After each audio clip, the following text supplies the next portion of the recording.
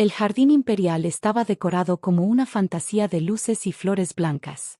Mi fiesta de compromiso con Daniel Herrera había costado más de lo que ganaba en 6 meses, pero había valido cada centavo.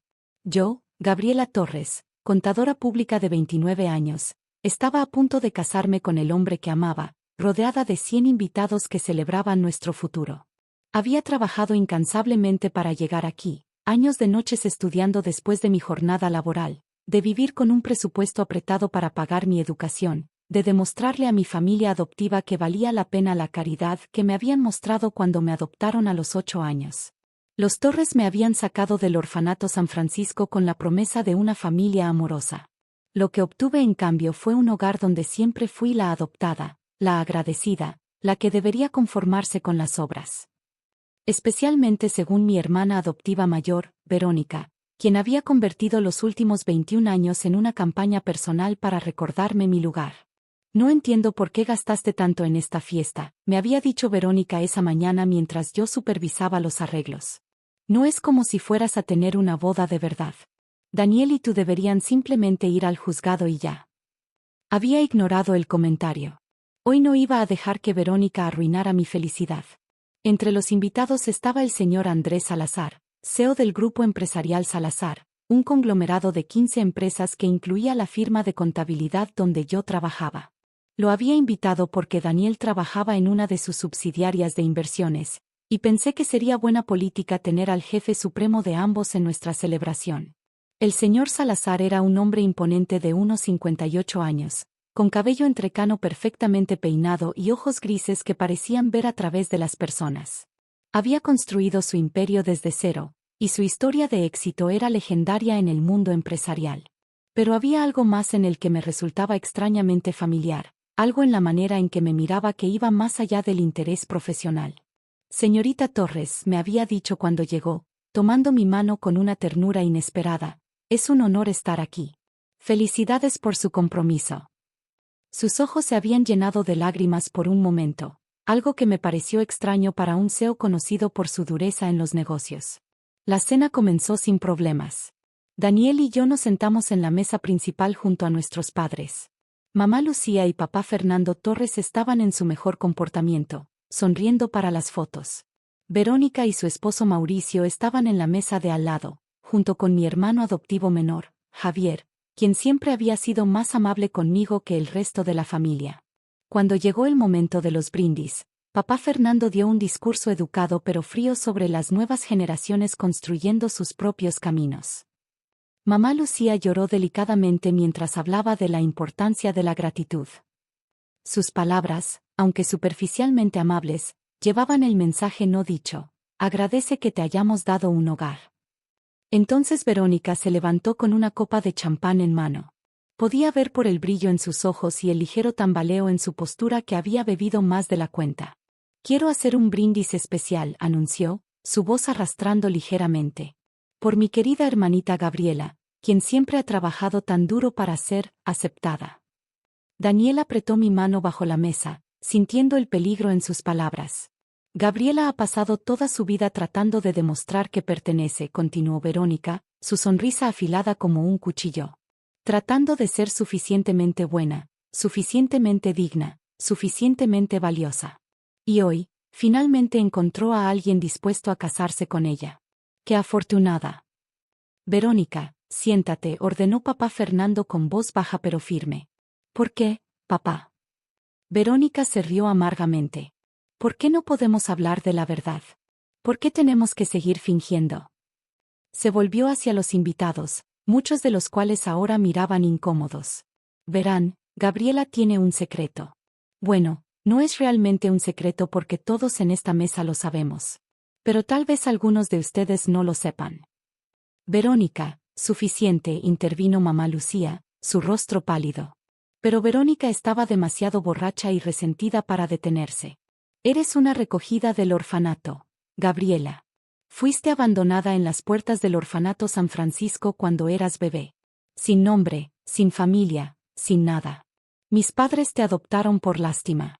Y ahora actúas como si merecieras esta celebración extravagante. El silencio cayó sobre el jardín. 100 personas conteniendo el aliento colectivamente. Las lágrimas quemaban mis ojos, pero me negaba a dejarlas caer. Durante 21 años, continuó Verónica, claramente disfrutando de mi humillación, has vivido en nuestra casa, comido nuestra comida, usado nuestro apellido. Y nunca has sido suficientemente agradecida. Siempre queriendo más. Siempre actuando como si fueras igual que nosotros. Se volvió hacia Daniel. ¿Y tú? ¿Realmente quieres casarte con una mujer que ni siquiera sabe quiénes son sus padres? ¿Que tiene genes de quién sabe qué tipo de gente? ¿Qué? Suficiente. La voz tronó a través del jardín, amplificada por una autoridad que hizo que todos se estremecieran. El señor Andrés Salazar se había levantado de su mesa, y la transformación en él era total. El CEO controlado había desaparecido, reemplazado por un padre furioso con lágrimas corriendo por su rostro. Señorita Verónica Torres, dijo, su voz temblando pero poderosa, está a punto de lamentar profundamente cada palabra que acaba de decir. Caminó hacia el centro del jardín con pasos firmes, sacando un sobre grande de su chaqueta de diseñador. Y yo soy su padre biológico, declaró, mirándome directamente. Dueño de todas las empresas donde ustedes trabajan. El jardín colectivamente jadeó. Yo me quedé congelada en mi silla, incapaz de procesar sus palabras. Andrés abrió el sobre, sacando documentos que comenzó a mostrar. Prueba de ADN, realizada hace 2 meses por 4 laboratorios independientes. 99.99% de probabilidad de paternidad. Gabriela Torres es mi hija biológica. Proyectó los documentos usando su teléfono y el proyector del jardín que habíamos instalado para las fotos. Los resultados oficiales aparecieron en la pantalla grande. Me llamo Andrés Salazar, comenzó, su voz quebrándose, pero hace 30 años, era Andrés Morales, un estudiante universitario de 28 años locamente enamorado de una compañera llamada Carolina Vega. Sacó fotografías de su billetera, proyectándolas en la pantalla. Una mujer hermosa con mi mismo cabello negro ondulado, mis mismos ojos grises, mi misma estructura facial. Mi madre. Carolina era la mujer más brillante que había conocido, sollozó. Estudiaba economía, soñaba con cambiar el mundo. Nos enamoramos en nuestro último año de universidad. Cuando quedó embarazada, yo entré en pánico. Proyectó más fotos, él y Carolina juntos, sonriendo, jóvenes y enamorados. Era pobre, admitió, su voz llena de vergüenza. Mi familia no tenía nada. Estaba tratando de empezar mi primer negocio con préstamos estudiantiles que apenas podía pagar.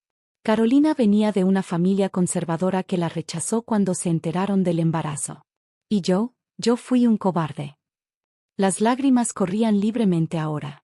Le dije que no estaba listo para ser padre. Que un bebé destruiría nuestros futuros. Que debíamos darte en adopción. Carolina lloró durante días, pero eventualmente aceptó que no teníamos otra opción. Proyectó documentos médicos, registros del orfanato. Te tuvimos juntos en el Hospital General. Te sostuvimos durante 3 horas. Carolina te cantó, te meció, memorizó cada detalle de tu rostro. Y yo te conté los dedos, besé tu frente, y te llevé al orfanato San Francisco esa misma noche. Su voz se quebró completamente. Fue la peor noche de mi vida. Pero me convencí de que era lo correcto. Que era lo mejor para ti. Que una familia con recursos te daría una vida mejor. Sacó más documentos. Carolina y yo nos separamos después de eso. El dolor era demasiado. Ella se mudó a Europa para su maestría. Yo me sumergí en los negocios, construyendo empresa tras empresa, haciendo dinero como un hombre poseído. Proyectó su trayectoria empresarial. Desde una pequeña consultoría hasta el imperio actual. Cada negocio que construí fue con un pensamiento, si hubiera tenido este dinero entonces, podría haberla mantenido. Cada millón que gané fue un recordatorio de lo que había perdido. Se volvió hacia mí directamente. Y hace 5 años, cuando mi asistente me mostró el perfil de una nueva contadora en nuestra firma, Gabriela Torres, 29 años, algo me llamó la atención. Tu foto. Tus ojos. Tu fecha de nacimiento. Sacó más documentos. Investigué discretamente. Descubrí que había sido adoptada del orfanato San Francisco a los 8 años. Que tu fecha de nacimiento coincidía exactamente con la de mi hija. Ordené una prueba de ADN a través de un vaso de café que usaste en una reunión hace 2 meses. Proyectó los resultados. Cuando llegaron confirmando que eras mi hija, colapsé. Lloré durante horas. Y luego comencé a planear cómo entrar en tu vida sin destruirla. ¿Por qué no me dijiste? Logré susurrar, mi voz quebrándose. Porque tenías una vida, respondió, señalando a los Torres. Una familia. Un novio. Una carrera. ¿Quién era yo para irrumpir y decirte que tu padre biológico, el cobarde que te abandonó, era ahora rico y quería conocerte? Se volvió hacia Verónica con una frialdad glacial. Pero esta mujer acaba de intentar destruirte públicamente usando tu origen como arma. Y no puedo quedarme en silencio más. Sacó más documentos, proyectándolos en la pantalla. Estos son los contratos laborales de la familia Torres. Verónica Torres, gerente de marketing en Salazar Publicidad. Mauricio Gómez, director de ventas en Salazar Comercio. Fernando Torres, consultor senior en Salazar Finanzas. Lucía Torres, coordinadora de recursos humanos en Salazar Servicios. Los rostros de mi familia adoptiva pasaron del shock al terror puro. Todos ustedes trabajan para mí, declaró Andrés, su voz ahora fría y empresarial. Y todos sus contratos tienen una cláusula de conducta profesional que incluye mantener la reputación de la empresa fuera del horario laboral. Sacó más papeles. Lo que la señorita Verónica acaba de hacer, humillar públicamente a una empleada de mi empresa, mi hija, constituye una violación directa de esa cláusula. Se volvió hacia Verónica. Señorita Torres, está despedida efectivamente de inmediato. Su esposo también, por complicidad, lo vi riéndose mientras usted hablaba. Verónica se había puesto blanca. No, no puede hacer eso. Tengo derechos laborales. Derechos que terminan cuando viola su contrato, interrumpió Andrés fríamente. Mis abogados les enviarán los papeles mañana. Tienen 24 horas para desocupar sus oficinas. Se volvió hacia Fernando y Lucía. Y ustedes dos, durante 21 años, permitieron que su hija maltratara a Gabriela. Documentaré cada instancia de abuso emocional. Sacó un folder grueso, cortesía de Javier Torres, quien ha estado recopilando evidencia durante años. Javier se levantó, con lágrimas en los ojos. Lo siento, Gaby. Debí haber hablado antes. Pero documenté todo. Cada comentario cruel, cada humillación, cada vez que te hicieron sentir menos. Andrés asintió. Señores Torres, sus posiciones en mis empresas también están bajo revisión. Y dependiendo de lo que mi equipo legal descubra sobre su tratamiento de Gabriela, podrían enfrentar no solo despidos sino acciones legales. Papá Fernando intentó hablar. Señor Salazar, nosotros le dimos un hogar. Un hogar, la voz de Andrés fue como hielo. O una manera de sentirse superiores moralmente mientras la trataban como ciudadana de segunda clase. Mis investigadores han hablado con vecinos, maestros, compañeros de trabajo. Todos tienen historias sobre cómo la familia Torres trataba a la adoptada. Se volvió hacia mí de nuevo, su expresión suavizándose completamente. Gabriela, sé que esto es abrumador. Sé que probablemente estás furiosa conmigo. Tenías todo el derecho de estarlo. Fui un cobarde hace 30 años. Y he sido un cobarde estos últimos 2 meses al no decirte la verdad. Sacó una caja pequeña. Pero por favor, dame la oportunidad de explicar todo. De contarte sobre tu madre, sobre las circunstancias, sobre por qué tomé la decisión más cobarde de mi vida. Abrió la caja. Era un collar simple de plata con un dije, una pequeña huella de bebé con una fecha grabada. Mi fecha de nacimiento. Tu madre hizo esto antes de que te fueras al orfanato, explicó, su voz quebrada. Una huella de tu pie de bebé. Me hizo prometerle que algún día te lo daría, que te contaría que fuiste profundamente amada, incluso si las circunstancias nos obligaron a dejarte ir. Las lágrimas finalmente cayeron. No podía contenerlas más. ¿Mi madre? Logré preguntar.